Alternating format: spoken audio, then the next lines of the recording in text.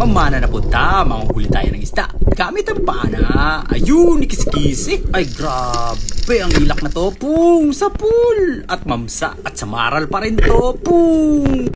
Magandang hapon sa ating lahat. Mamana na punta. Manguhuli tayo ng isda.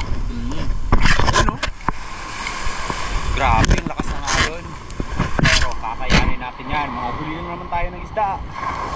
At ano ngayon? Mga 4 PM na tayo magdadive. Tara, samahan nyo ako sa ating spear fishing adventure.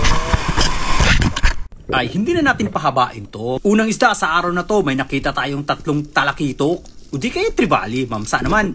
Pung sa pool. Grabe no, unang dive pa lang to at nakakita tayo ng mamsa. Kita nyo naman, nasa mababaw lang. Grabe, pumarurot. Ayay, nakatanggal. Sayang naman yun. Estimated ko sana sa isdang yun, mga 2 kilo.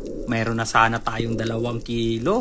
Sayang. At moving forward naman tayo. May nakita tayong 2 samaral.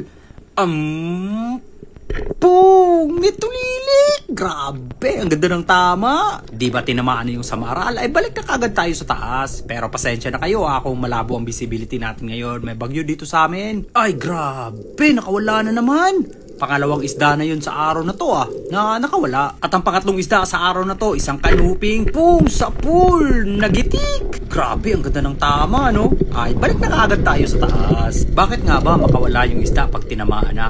Kasi may makapasok na buhangin sa flapper natin.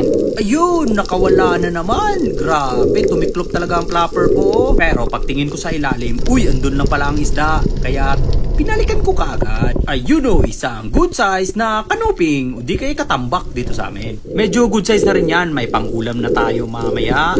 At bumalik tayo sa mababaw. Magbabakasakala tayo makita natin yung mga trevally. Baka babalik yun. Kaya ginagamitan na natin ng mga teknik yan. Yung ating ukoy-ukoy. Ayun, may nakita na tayo. Isang ilak. Kitang-kita ko na papalapit siya sa atin. Kaya aiming muna tayo dyan. Pum! Sa pool. Ayay, nakawala ulit. Grabe, ang malas ko naman ngayon. Pero okay lang yun. Hindi din naman ako maghihinayang sa mga ganyan. Kasi nga, may oras din yan sa atin. At ang susunod na isda sa araw na to, ayun, mga trevally, nice one. Ay, pipili na tayo ng malaki. Kaya eto, mukhang malaki to. Pum! Sa pool! Grabe no, ang lakas talaga ng mga trevally. Ayun no, nagkisi-kisi. Ayun, isang good size na trevally. Di kaya talakitok, mamsa naman dito sa amin. At ang panghuling isda sa araw na to, meron tayong nakita isang grupo ng mga kitong. O di kaya samaral. Ayun o, ang dami niyan. Medyo ginabi na tayo Mga 5 PM na dyan. Kaya kuha tayo ng isa.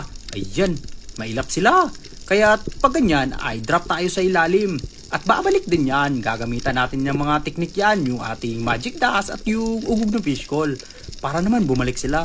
Ayun, bumalik nga. Sa pool. Nasa mababaw lang to. Ayun o, isang good size na samaral. O di kaya kitong rabbit fish naman sa English. Ayun, medyo malaki na yan. At yan nga pala ang huli ko ngayong hapon. At kapag nahuli ko lahat yung mga natira ko, ay siguro marami-rami to. Tsaka nga pala, salamat sa walang sawa niyong panonood at ang kilig ng ating mga videos. Stay safe and God bless sa inyo mga ka-adventure.